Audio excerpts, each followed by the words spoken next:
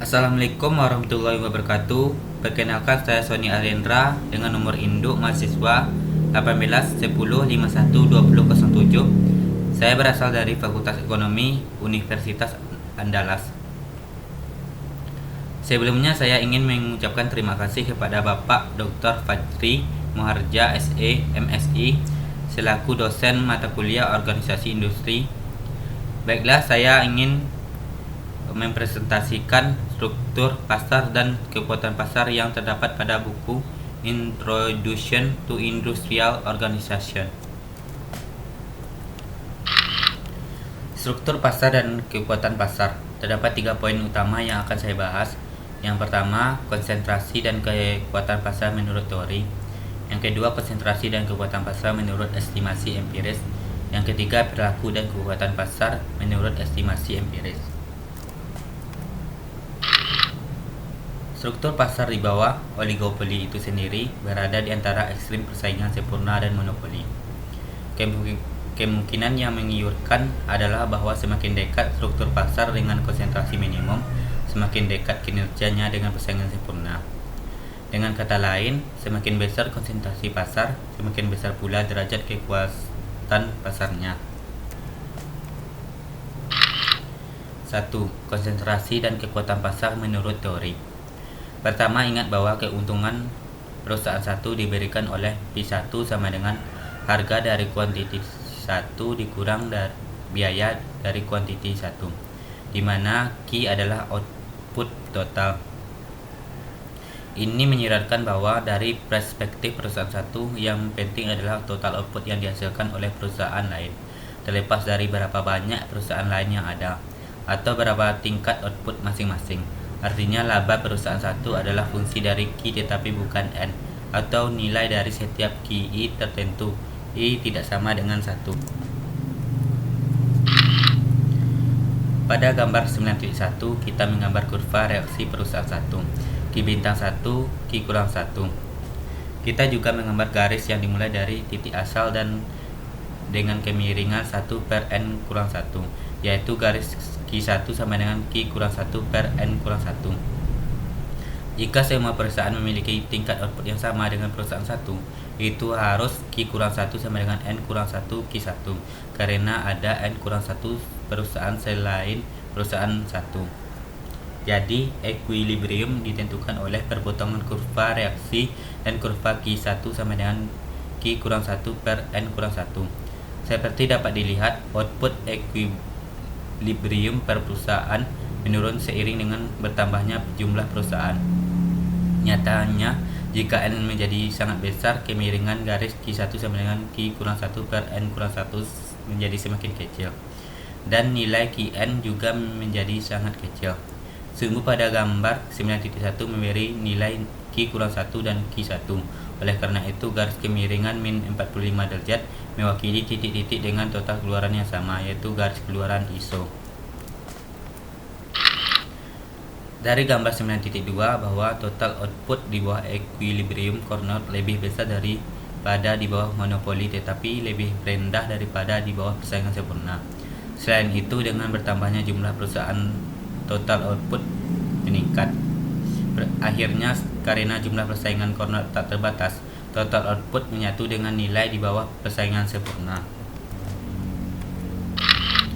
Pada tabel 9.1, tabel tersebut menyajikan inefisiensi alokasi dan dalam equilibrium Carnot sebagai presentasi dari inefisiensi alokasi di bawah monopoli.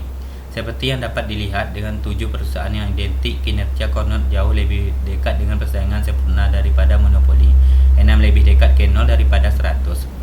Dengan 15 perusahaan yang identik, kerugian efisiensi sangat mendekati 0.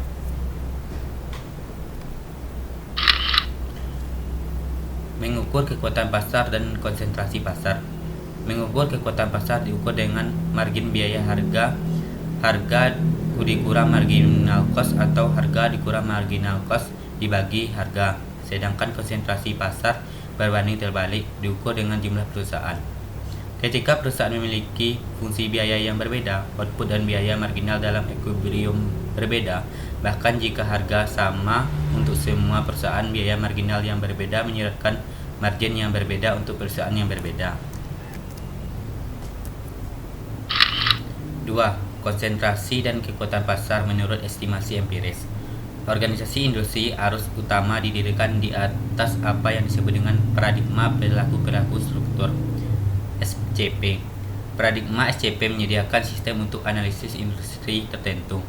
Industri dicirikan oleh strukturnya, perilaku, dan kinerja. Selain itu, paradigma SCP mengemukakan bahwa ada hubungan kausal antara struktur, perilaku, dan kinerja.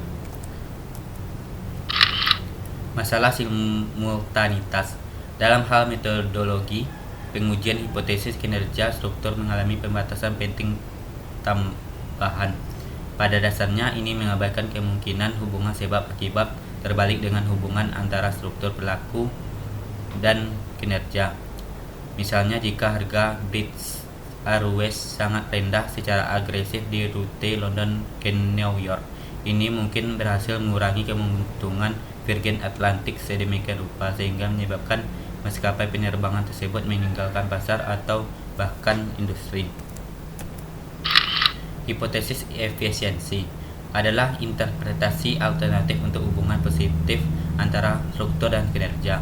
Biaya marginal yang lebih rendah oleh salah satu perusahaan menyiratkan retribusi pangsa pasar, di mana konsentrasi dan kekuatan pasar meningkat. Hipotesis kolusi adalah peningkatan kekuatan pasar dikaitkan terutama dengan penurunan efisiensi alokasi, pengalihan pangsa pasar dari perusahaan yang relatif tidak efisien ke perusahaan yang relatif efisien. Sangat mungkin bahwa masyarakat menjadi lebih baik dalam situasi baru, meskipun konsentrasi dan kekuatan pasar lebih besar. Implikasi kebijakan dari hipotesis alternatif ini hampir berlawanan dengan hipotesis kolusi. Beberapa studi empiris telah menggunakan data tingkat perusahaan sebagai lawan dari data tingkat industri. Faktanya, jika semua perusahaan sama-sama efisien biaya marginal yang sama, maka pangsa pasar tidak akan memiliki kekuatan penjelas berkenaan dengan tingkat. 3. Perilaku dan kekuatan pasar menurut estimasi empiris. Secara khusus dengan membatasi diri kita sendiri untuk mengukur hanya struktur dan kinerja, kita menempatkan beberapa efek berbeda ke dalam tas yang sama. Efek langsung dari konsentrasi pada kinerja, efek melalui perilaku perusahaan, dan efek umpan balik dari perilaku dan kinerja pada struktur pasar. Batasan tambahan dari pendekatan tradisional adalah penggunaan tingkat keuntungan sebagai proksi untuk margin harga biaya. Derajat kekuatan pasar bergantung pada 3 faktor. 1. Elastisitas permintaan. 2. Konsentrasi pasar. 3. Perilaku kolusi. Semua ini membawa kita untuk menyimpulkan bahwa memperkirakan perilaku, khususnya memperkirakan tingkat kolusi antara perusahaan, adalah proses yang rumit yang tidak ada solusi yang tepat dan cepat. Biasanya strategi terbaik adalah menggabungkan studi statistik dengan bukan non-kuantitatif, khususnya memo internal atau dokumen terkait yang memberikan bukti perilaku kolusif.